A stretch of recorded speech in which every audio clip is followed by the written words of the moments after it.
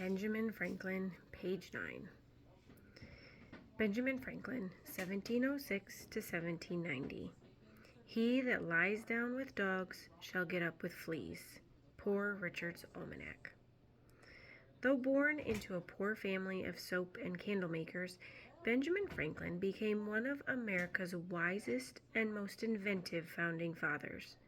Born in 1706, Benjamin lived to see the rise of the American Revolutionary War and the Declaration of Independence, and its culmination in the Constitution, which was ratified just 2 years before Benjamin's death. In some ways, Benjamin was not set up for success. For financial reasons, his father took him out of school at age 10. To keep him from running off to sea, Benjamin was apprenticed to his tyrannical older brother in a printing shop. However, there were stronger forces at work within Benjamin. He possessed natural curiosity, determination, and a deep desire to understand life. He read voraciously, took opportunities as they came, and practiced a lot of common sense, some of which he published in witty annual editions of Poor Richard's Almanac. Benjamin lived in Boston, Philadelphia, and London. He invented, among many other things, bifocals, the rocking chair, the lightning rod, and the lending library. He helped negotiate the Treaty of Paris and draft the Constitution of the United States. It is no wonder he was chosen as one of only 2 non-presidents to be featured on a dollar bill.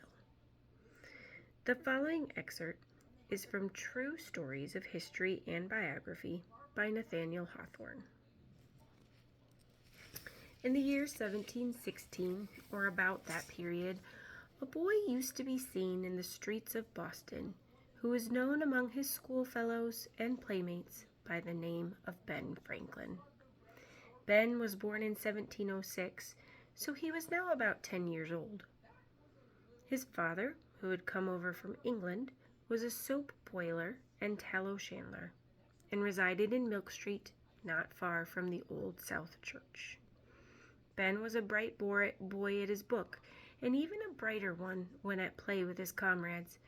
He had some remarkable qualities which always seemed to give him the lead, whether at sport or in more serious matters. I might tell you a number of amusing anecdotes about him. You are acquainted, I suppose, with his famous story of the whistle, and how he bought it with a whole pocket full of coppers, and afterwards repented of his bargain. Let's go to the bottom of the page and we'll read it. When he was young, Ben Franklin encountered a boy with a whistle and was so eager to have the whistle for himself that he gave the whistling boy all the coppers in his pocket in exchange for the instrument. For a little while, Ben was happy with his purchase, but then it began to sink in that he had traded so much money for something he only wanted in the moment. He could have bought many different, better lasting things with his money. As a grown-up, Ben later wrote to his friend Madame Brillon and told her this story, saying that ever since he has learned to remind himself not to give too much for the whistle whenever he feels compelled to spend a lot on anything. Back to the middle of the page. But Ben had grown a great boy since those days, and had gained wisdom by experience, for it was one of his peculiarities that no incident ever happened to him without teaching him some valuable lesson. Thus he generally profited more by his misfortunes than many people do by the most favorable events that could befall them. Ben's face was already pretty well known to the inhabitants of Boston. The selectmen and other people of note often used to visit his father for the sake of talking about the affairs of the town or province. Mr. Franklin was considered a person of great wisdom and integrity, and was respected by all who knew him, although he supported his family by the humble trade of boiling soap and making tallow candles.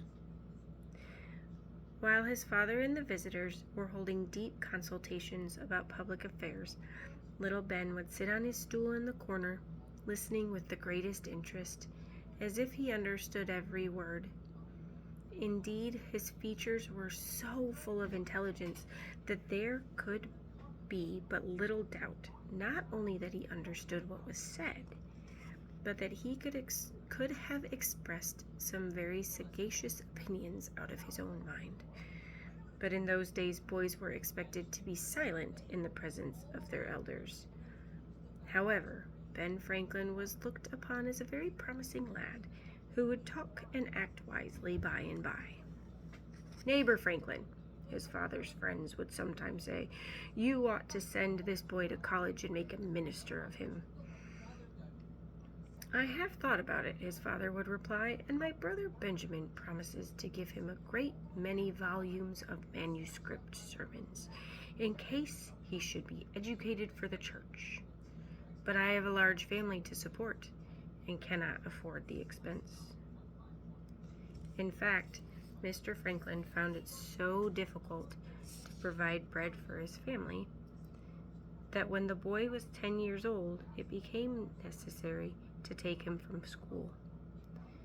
Ben was then employed in cutting candle wicks into equal lengths and filling the molds with tallow, and many families in Boston spent their evenings by the light of the candles which he had helped to make.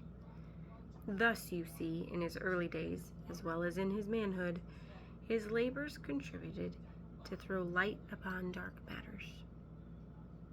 Busy as his life now was, Ben still found time to keep company with his former schoolfellows.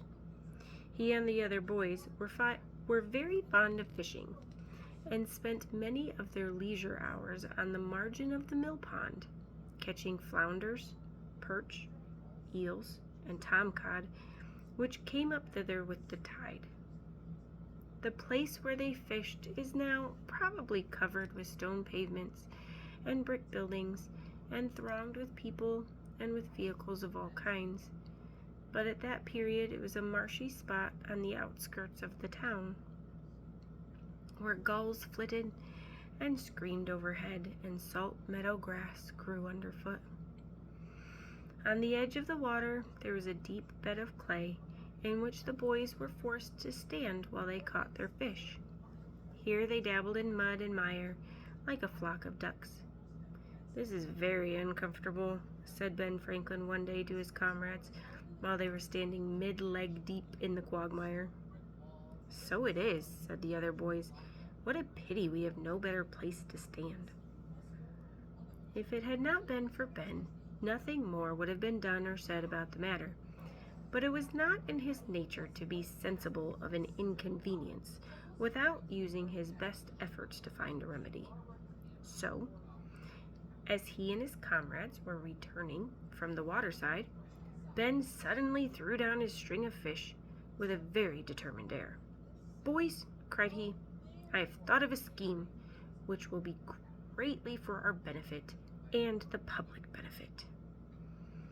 It was queer enough, to be sure, to hear this little chap, this rosy-cheeked 10-year-old boy, talking about schemes for the public benefit. Nevertheless, his companions were ready to listen, being assured that Ben's scheme, whatever it was, would be well worth their attention.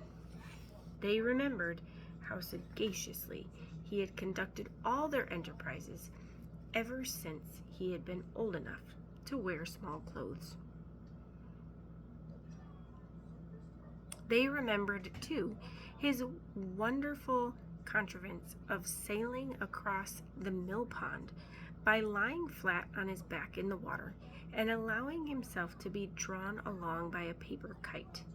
If Ben could do that, he might certainly do anything. "What is your scheme, Ben? What is it?" cried they all. It so happened that they had now come to a spot of ground where a new house was to be built. Scattered round about lay a great many large stones which were to be used for the cellar and foundation. Ben mounted upon the highest of these stones so that he might speak with the more with the more authority. "You know, lads," he said, "what a plague it is to be forced to stand in the quagmire yonder, over shoes and stockings, if we wear any, in mud and water. See, I am bedaubed to the knee of my small clothes, and you are all in the same pickle. Unless we can find some remedy for this evil, our fishing business must be entirely given up, and surely this would be a terrible misfortune." That it would, said his comrades sorrowfully.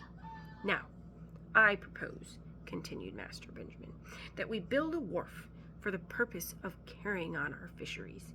You see these stones? The workmen mean to use them for the underpinning of a house, but that would be for only one man's advantage. My plan is to take these same stones and carry them to the edge of the water and build a wharf with them. This will not only enable us to carry on the fishing business with comfort and to better advantage, but it will likewise be a great convenience to boats passing up and down the stream. Thus, instead of one man, 50 or 100 or 1,000 besides ourselves may be benefited by these stones. What say you, lads? Shall we build the wharf?" Ben's proposal was received with one of those uproarious shouts wherewith boys usually express their delight at whatever completely suits their views. Nobody thought of questioning the right and justice of building a wharf with stones that belonged to another human. "Hurrah, hurrah," shouted they, "let's set about it." It was agreed that they should all be on the spot that evening and commence their grand public enterprise by moonlight. Accordingly, at the appointed time, the whole gang of youthful laborers assembled and eagerly began to remove the stones. They had not calculated how much toil would be requisite in this important part of their undertaking. The very first stone which they laid hold of proved so heavy that it almost seemed to be fastened to the ground. Nothing but Ben Franklin's cheerful and resolute spirit could have induced them to persevere. Ben, as might be expected, was the soul of the enterprise. By his mechanical genius, he contrived methods to lighten the labor of transporting the stones, so that one boy, under his directions, would perform as much as half a dozen if left to themselves. Whenever their spirits flagged, he had some joke ready, which seemed to renew their strength by setting them all into a roar of laughter.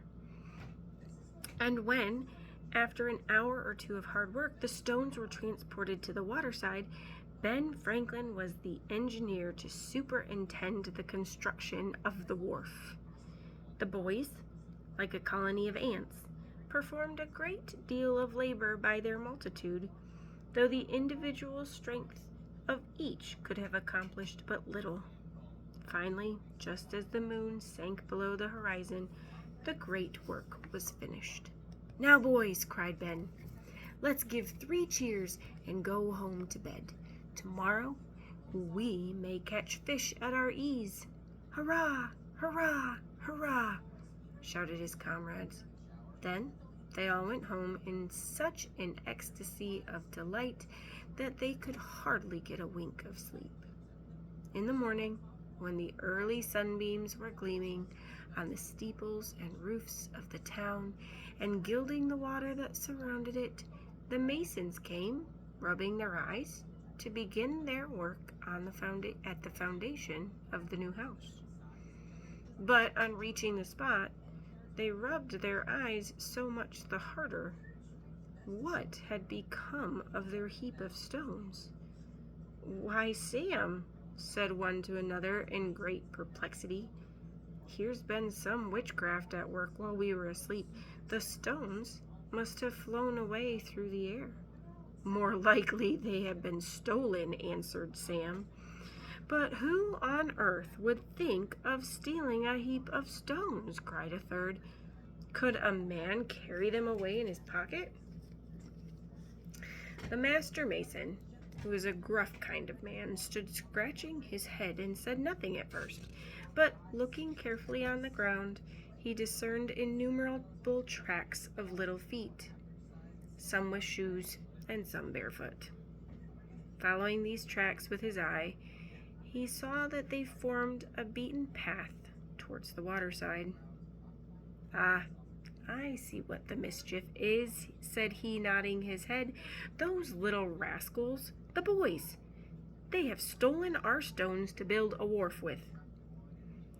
The masons immediately went to examine the new structure, and to say the truth, it was well worth looking at.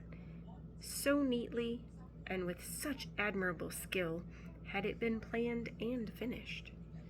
The stones were put together so securely that there was no danger of their being loosened by the tide, however swiftly it might sweep along.